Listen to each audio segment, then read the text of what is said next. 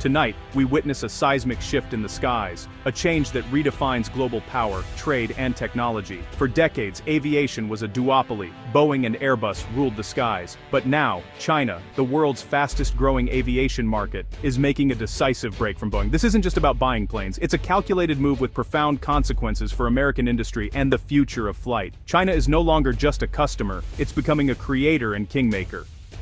The global aviation market, once balanced between the US and Europe, is tipping. China's pivot sends a clear message. Economic partnerships depend on political respect and mutual benefit. The fallout will be felt in American factories and communities, where thousands of jobs depend on these orders. This is a story of power, pride, and the economic pain that follows fractured global relationships. Years of trade disputes, geopolitical maneuvering, and a technological race have led to this moment. China has been building its own aviation capabilities, and the rise of COMAC is proof of its ambition. While Airbus benefits now, the long-term game is a new, three-way competition. COMAC is stepping onto the world stage, challenging the old order. The world is watching as this transformation begins. This is more than a business deal. It's a geopolitical chess move at 30,000 feet. The decision impacts supply chains, national security, and challenges American dominance. As China's airlines fill their hangars with Airbus and COMAC jets, Boeing's presence fades in the world's most dynamic market.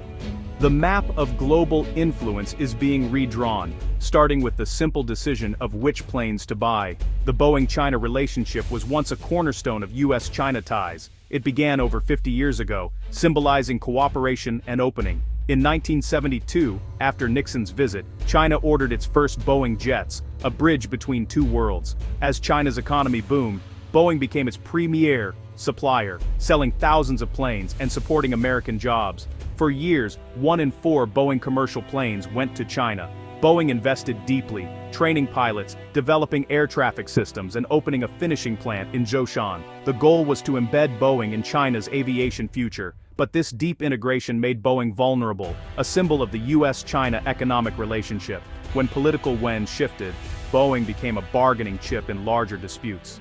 Every trade negotiation and political disagreement created uncertainty for Boeing. The partnership's scale made it a prime target. The cracks in this once unshakable relationship appeared long before the final break. What was once a model of engagement became a casualty of shifting geopolitics. The foundation was eroding, setting the stage for today's dramatic shift. Two major crises marked the turning point for Boeing and China. First, the tragic crashes of 2 Boeing 737 MAX jets led China to ground the aircraft before anyone else, prioritizing safety over partnership. This move sent shockwaves through the industry and eroded trust. At the same time, the US-China trade war poisoned the political climate. Boeing, as America's top exporter to China, became a symbol of the dispute. Chinese officials questioned the reliability of American suppliers, while US rhetoric made it hard for Chinese airlines to buy American. The combination of safety concerns and political friction was devastating. The 737 MAX recertification in China dragged on, widely seen as politically motivated. Meanwhile, Airbus stepped in, free from the same political headwinds. The damage wasn't just lost sales, it was a fundamental erosion of trust. Boeing was no longer the default choice. The silence from Beijing on new Boeing orders was deafening. The era of automatic preference for Boeing was over. Now, Boeing faces not just commercial competition, but the powerful currents of geopolitics.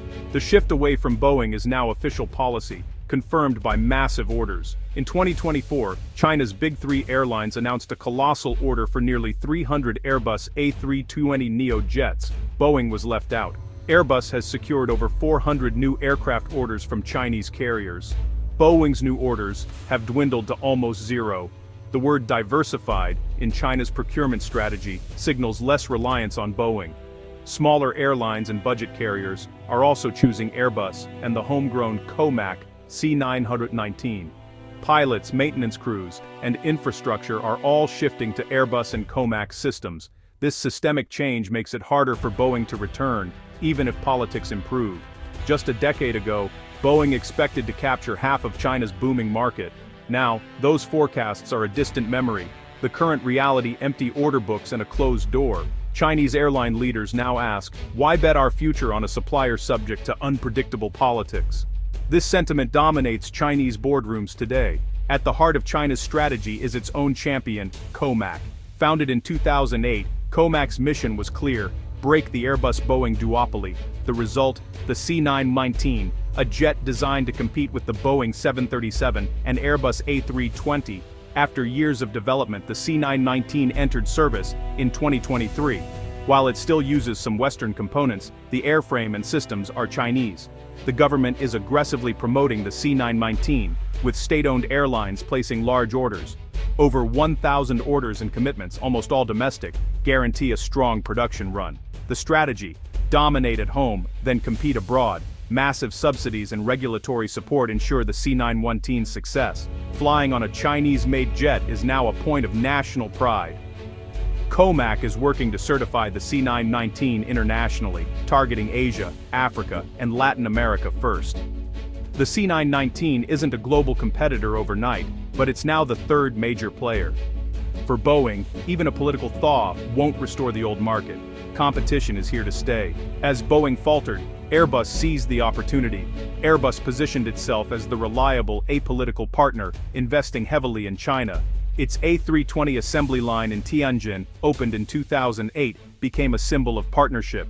In 2023, Airbus doubled down, announcing a second assembly line for the A321neo. This move contrasted sharply with Boeing's stalled plans. European leaders championed Airbus, framing deals as win-win for both sides. Airbus's market share in China is now approaching 70%. Chinese airlines see Airbus as the lower-risk, stable option. This perception of stability is as important as price or technology. Massive Chinese orders give Airbus a global advantage and leverage with other airlines. By dominating China's growth market, Airbus is shaping the future of aviation. Boeing, once a co-dominator, is now a spectator in China.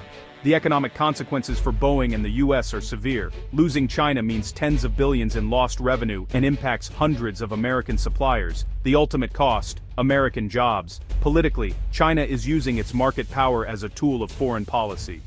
By rewarding Airbus and nurturing COMAC, China shows it has alternatives to American technology. This weakens US leverage in future negotiations. The shift signals the end of unchallenged American economic influence. In China, the rise of the C919 is a source of national pride and proof of technological progress. In the US, Boeing's loss raises questions about industrial competitiveness. The aviation industry drives innovation with spillovers into defense and technology. By building its own champion, China is creating a high-tech base to rival the US for generations. The US now faces a choice: repair relations to regain access, or cede the market to rivals. The path chosen will shape the future of American industry and global leadership. Aviation analysts agree, this is a game-changing moment. Richard Abulafaya notes, Boeing's loss is Airbus's gain, but the bigger story is the end of the duopoly. COMAC's rise, backed by the Chinese state, gives it an unshakable foundation. Dr. Elizabeth Economy says China is using economic leverage for political goals. The message to multinationals: market access is a privilege, not a right. Companies like Boeing are caught between government policy and commercial interests. American industry leaders express frustration. Decades of investment in China are now at risk. Meanwhile, European companies benefit from a more conciliatory diplomatic approach. The playing field is now uneven, hurting American competitiveness. Scott Hamilton points out, even if politics improve, the market has changed.